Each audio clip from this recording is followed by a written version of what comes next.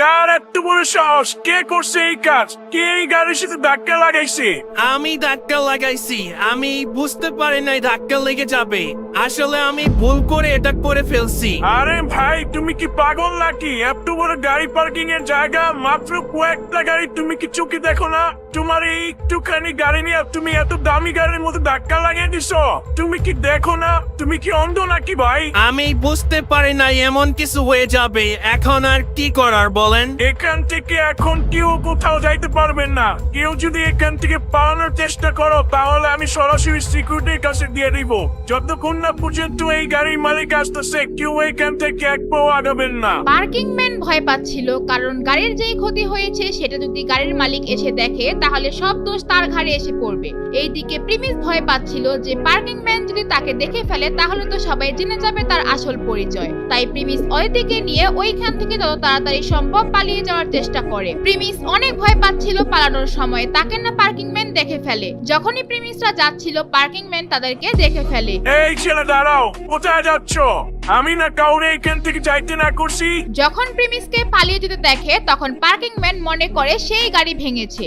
ওই পার্কিং ম্যানের কাজ ছিল তাদেরকে ধরা। যদি তাকে না ধরে তাহলে সমস্ত মামলা তার উপর এসে পড়বে। এইদিকে প্রিমিস আগে আগে পালাচ্ছিল আর পার্কিং ম্যান তার পেছন পেছন। ভূমিকা, সান, জিসান আর ঈশান সবাই তার পিছন পিছন আসতে থাকে। তারা দেখতে চায় প্রিমিস কেন পালাচ্ছে। এটা খুবই লজ্জাজনক ব্যাপার ছিল, কিন্তু তারা দেখতে চাচ্ছিল পার্কিং ম্যান প্রিমিসকে কিভাবে মার দেয়। এই পাগলে বাড়তেছে কেন? দইরা কতগুলা মার দিলে ভালো হইব। প্রিমিসের সাথে যেহেতু অদিতি ছিল, প্রিমিস চাইলেও জোরে দৌড় দিতে পারছিল না।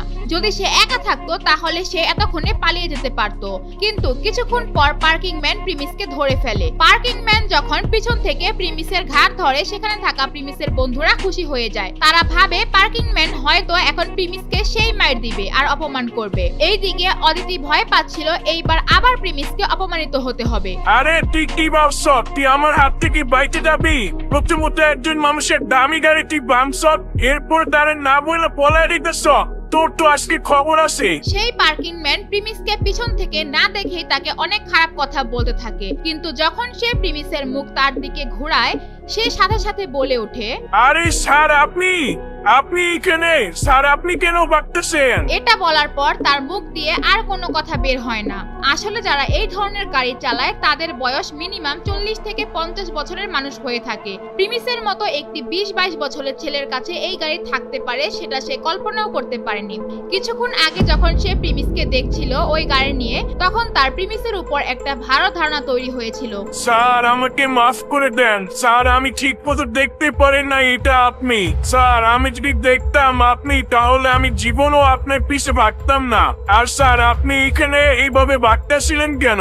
আপনি বললে স্যার আমি আপনার গাড়ি এইখানে নিয়ে আসতাম। পার্কিং ম্যান এরপর চুপচাপ দাঁড়িয়ে থাকে। পার্কিং ম্যানের এমন কথাবার্তা দেখে দূর থেকে যারা হাসছিল ওদের মুখ বন্ধ হয়ে যায়। আর ভূমিকা, সান, সিফাত আর জিসান প্রিমিসদের সামনে আসে। আর পার্কিং ম্যান ওদেরকে দেখেই প্রিমিসকে বলে, স্যার, এই ছেলে আপনার গাড়ি বানছে। যদি আপনি চান আমি ওদের কাছ থেকে এই গাড়ি ঠিক করতে যত টাকা লাগে নিয়ে দিব।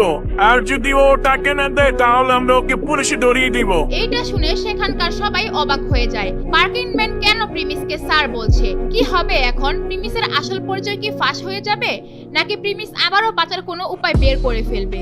আরে ভাই, আপনার চোখে তো সমস্যা হয়েছে। আপনি কারে স্যার বলতেছেন? আপনি যারে স্যার বলতেছেন কিছুক্ষণ আগে রেস্টুরেন্টের বাইরে দাঁড়িয়ে সবার কাছে ভিক্ষা চাইতেছিল। ওই ছেলে তো এই গাড়ির চাকাতে হাওয়া ভরতে পারবে না, আর আপনি ওকে কেন স্যার বলতেছেন? আমার চোখে সমস্যা হবে কেন? আমি কিছুক্ষণ আগে ওনার কাছ থেকে গাড়ির চাবি নিয়ে এই গাড়ি পার্ক করে আসলাম। আর তুই হাওয়া ভরার কথা বলতেছ? তুই আগে এটা ঠিক কর যে এই গাড়ি যে ক্ষতি হয়েছে এটা কিভাবে তুই জরিমানা দিবি। আচ্ছা, ওদের জরিমানা দেওয়ার কোনো দরকার নাই। আর গাড়ি এমনি তো বেশি একটা ক্ষতি হয় নাই। আপনি এক কাজ করেন, আপনি গাড়ির চাবিটা আমাকে দেন, আমি গাড়ি নিয়ে চলে যাচ্ছি। প্রিমিস তার কাছ থেকে চাবি নেয় আর সেখান থেকে চলে যেতে থাকে গাড়ি আনার জন্য। কারণ এখন সবাই যেহেতু জেনে গেছে এইখানে লুকিয়ে আর কোনো ফায়দা হবে না। এর কিছুক্ষণ পর প্রিমিস আস্তে আস্তে গাড়ি নিয়ে আসতে থাকে। যখন প্রিমিসে গাড়ির মধ্যে দেখে তাদের বন্ধুদের মাথার হোশ উড়ে যায়। কেউ এটা কল্পনাও করতে পারেনি যাকে একটু আগে ভিক্ষা করতে দেখলো রেস্টুরেন্টের বাইরে, সেই ছেলে এত দামি গাড়ির মালিক। আরে ভাই, এত দামি গাড়ি, তাও আবার প্রিমিসের। ও এত দামি গাড়ি কিভাবে পাইলো? সেখানকার সবার প্রিমিসের গাড়ি দেখে যেন হার্টবিট বেড়ে গিয়েছিল, আর অদিতির এগুলা দেখে যেন হার্টবিট বন্ধই হয়ে গিয়েছে। সবার মাথায় চক্কর আসা শুরু করে। আসলে কে প্রিমিস? কোথায় পেলো এই গাড়ি? যেই ছেলে একটু আগে 10 টাকা চাইতেছিল, ওই ছেলে এখন 20 টাকার গাড়ি চালাচ্ছে। সবার মনে একটাই প্রশ্ন, প্রিমিস এই গাড়ি কিভাবে পেলো? এরপর সেখানে প্রিমিসের গাড়ি হর্ন বাজায়, আর গাড়ি অদিতির সামনে এসে দাঁড় করায়, আর তাকে বলে, অদিতি ভেতরে আসো, আমি তোমাকে কলেজে ড্রপ করে দিতেছি, চালু উঠো গাড়িতে। অদিতির প্রিমিসের কাহিনী দেখে সেম অবস্থা ছিল, কিন্তু বাকিদের মতো তার জ্বলছিল না। প্রিমিস যখন তাকে গাড়িতে উঠতে বলে, সে একটু সংকোচ বোধ করে। তারপর সে গাড়িতে উঠতে রাজি হয় এবং গাড়িতে উঠে যায়। এই সময় অদিতি অনেক খুশি হয়, কারণ এতদিন ধরে সে প্রিমিসের সাথে সঙ্গ দেওয়া তার ভুল হয়নি। যখনই প্রিমিস গাড়ির সামনে নিয়ে চলে যাবে, তখন ভূমিকা তার গাড়ির সামনে এসে বলে, প্রিমিস আমাকেও নিয়ে চলো, আমিও তো কলেজে যাব, আমাকেও একটু কলেজে নামায় দিও। এতক্ষণে সে বুঝে গিয়েছে এইটা প্রিমিসের গাড়ি, তাই সে সাথে সাথে প্রিমিসের সাথে ভাব জমাতে এসে পড়েছে। যেই প্রিমিসকে দেখে সে নাক বন্ধ করে দিত, আজ তার কাছে যাওয়ার জন্য সে এত নিচে নামতেছে। আচ্ছা, কিন্তু আমার মনে হয় তোমার সিফাতের গাড়িতে যাওয়া উচিত। আর এমনিতেও তোমরা জুসবারে যাওয়ার কথা ছিল, তোমরা ওদের সাথেই চলে যাও।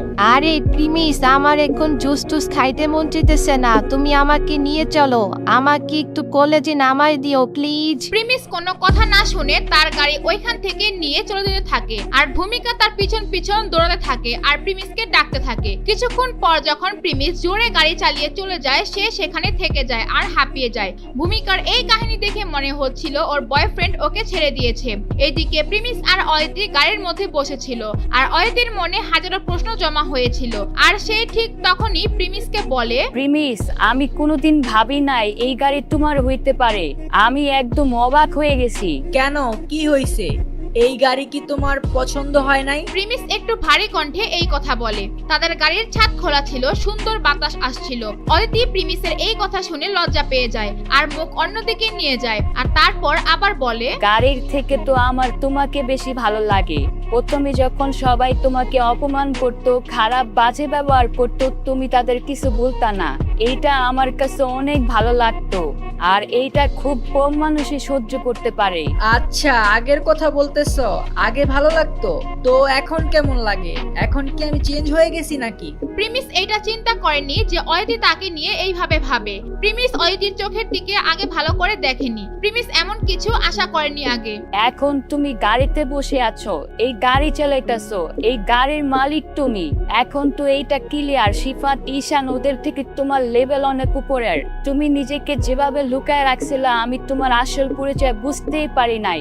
আর এখন তোমার যে অবস্থা, তোমার সাথে কথা বললে সবাই ভাইবা চিন্তা কথা বলবে। অদিতি, তুমি আসলে ভুল বুঝতেছ। আসলে এই গাড়িটা আমার না, এটা আমি একজনের কাছ থেকে কিছুদিনের জন্য নিয়েছি। প্রিমিস মনে করছিল এইটা বললে হয়তো তাদের মধ্যে আগের বন্ধুত্ব টিকবে, তাই সে এই মিথ্যা কথা বলতে বাধ্য হয়েছে। আর এমনিতেও এটা তো প্রিমিসের গাড়ি না, রিমিনির গাড়ি। সে কিছুদিনের জন্য নিয়েছে, তারপরও সে তো এর চেয়ে দামি গাড়ি নিয়ে আসতো। এখন কি হবে? অদিতি প্রিমিসের কথা বিশ্বাস করবে, নাকি প্রিমিসকে আরো কঠিন প্রশ্ন করবে, নাকি প্রিমিস তার আসল পর্দা ফাঁস করে দিবে, অদিতিকে সব সত্য বলে দিবে? তা সবার আগে দেখতে চাইলে দিবস গেমিং এর ইউটিউব চ্যানেলটি সাবস্ক্রাইব করে নোটিফিকেশন বাটন বাজিয়ে রাখেন। আর যারা ফেসবুক পেজ থেকে দেখতে চান, পেজটি ফলো করে ভিডিওটি শেয়ার করুন।